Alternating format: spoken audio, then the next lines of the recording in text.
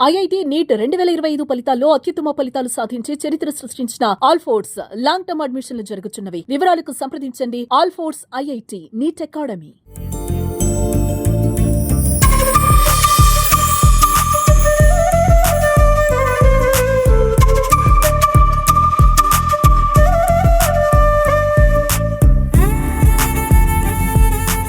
కేంద్ర మంత్రి బండి సంజయ్ గారి జన్మదినం సందర్భంగా ఈరోజు మనం వారి కుటుంబ సభ్యులతో మాట్లాడుతున్నాం. ఇందాక బండి సంజయ్ గారి అమ్మ, అదేవిధంగా పెద్దన్నయ్య మాట్లాడింది. ఇప్పుడు చిన్నన్నయ్య, అదేవిధంగా వదిన ఇద్దరు ఉన్నారు.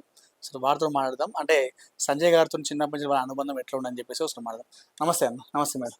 అన్న చెప్పండి. అంటే పర్సనల్ విషయం సంజయ్ అన్న గురించి బయట అందరూ తెలుసు, ఎందుకంటే రాజకీయంలో ఎట్లా వెళ్తాడని చెప్పేసి అందరూ తెలుసు. పర్సనల్ తెలియాలంటే మాత్రం మీకే తెలుస్తుంది. సో చిన్నప్పుడు ఎలా ఉండేవాడు బండి సంజయ్? ఫస్ట్ సంజయ్కి birthday wishes. Happy birthday Sanjay. అమ్మవారి ఆశీస్సులతో ధర్మరక్షణకై నేను నమ్ముకున్న ప్రజల అభివృద్ధికి కృషి చేయాలని కోరుకుంటూ, ఇలాంటి జన్మదినాలు మరీ ముందు ముందు ఇంకా చేసుకోవాలని కోరుకుంటూ వన్స్ అగైన్ హ్యాపీ బర్త్డే. ఇక సంజయ్ విషయానికి వస్తే ఏంటంటే చిన్నప్పటి నుంచి ధర్మరక్షణకు కానీ ఆర్ఎస్ఎస్ సంఘంలో కానీ ఎప్పుడు ముందు ఉండేవాడు. కాకపోతే ఏంటంటే కొంచెం మొండి. మాతో వండుకుంటూ మేము ఏం చెప్పినా కానీ సరే అనుకుంటూ తన వేలో తను చేసుకుంటే వెళ్ళేవాడు అన్నట్టు.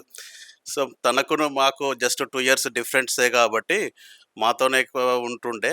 అందరం కలిసి స్కూల్కి వెళ్ళడము అలా చేసేవాళ్ళం అన్నట్టు. ఏదైనా కానీ చెప్పడు, చేసిన తర్వాత ఈ పని అయిందనే ఇది అని చెప్పేసి మా ఇంట్లో చెప్తుండే అన్నట్టు.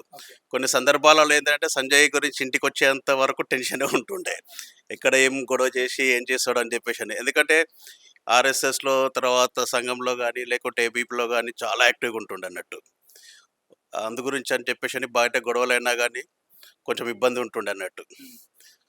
అట్లా కొంచెం బాగా అదే అటాచ్మెంట్ ఎక్కువ అన్నట్టు. బండి సంజయ్ గారి చిన్న వదిన గారు ఉన్నారు. సో వారితో మాట్లాడతాం. మేడం నమస్కారం.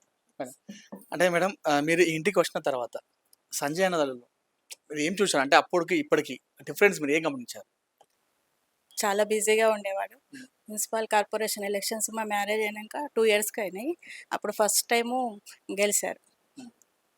కార్పొరేటర్ నుంచి చూస్తున్నట్టు నేను తనని. చాలా బిజీగా ఉంటాడు. అంటే బిజీ వచ్చిన తర్వాత ఫ్యామిలీతో ఎలా ఉండేవాడు? ఎలా పిలిచాడు? చాలా బాగుంటాడండి. సైలెంట్గా అందరినీ అబ్జర్వ్ చేస్తూ ఎవరు ఏంది అనేది తనకు చాలా బాగా తెలుసు. ఓకే. ఇప్పుడు కేంద్ర మంత్రి ఆయన వచ్చిన తర్వాత మీకు ఎలా అనిపించింది? హ్యాపీగా ఉంది. ఎక్స్పెక్ట్ చేసాం మేము, కష్టపడ్డాడు, రిజల్ట్ వచ్చిందని ఎక్స్పెక్ట్ చేసాము. అంటే మీరు అనుకున్నారా కొత్తగా వచ్చినప్పుడు ఏదో ఒక రోజు ఖచ్చితంగా ఈ స్థాయికి వస్తాడు అనే కష్టం? తప్పకుండా అనుకున్నామండి. చాలా కష్టపడ్డాడు. Happy birthday Sanjay. ఇంకా నువ్వు పైకి రావాలని మనస్ఫూర్తిగా కోరుకుంటున్నాం.